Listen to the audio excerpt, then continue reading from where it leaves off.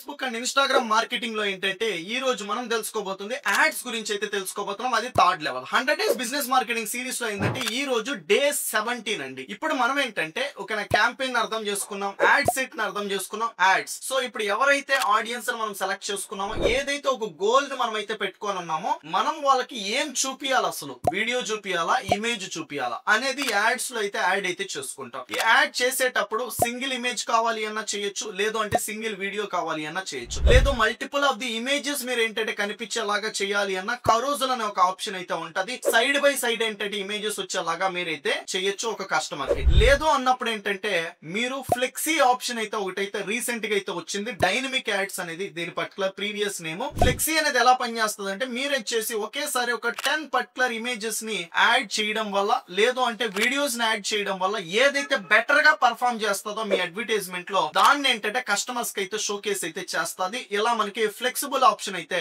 Work అయితే అవుతుంది. ఇలా చాలా ఆప్షన్స్ అయితే ఉన్నాయి. సో దానితో పాటు హెడ్డింగ్, డిస్క్రిప్షన్స్, ఓకేనా, కాల్ టు యాక్షన్స్, వీటన్నిటిని కూడా మనం ఇదే యాడ్స్ లో అయితే యాడ్ అయితే చేస్తాం. వాటిని మీరు ప్రతి రోజు యూజర్స్ గా ఏంటంటే ఓకే యాడ్స్ లో అయితే చూస్తూ అయితే ఉన్నారు. ఇలాంటి బిజినెస్ మార్కెటింగ్ టిప్స్ కోసం ఏంటంటే వెంటనే అయితే ఫాలో చేసి బిజినెస్ ఆఫ్ పీపుల్ కి అయితే ఈ వీడియోని అయితే షేర్ అయితే చేయండి. Thank you so much.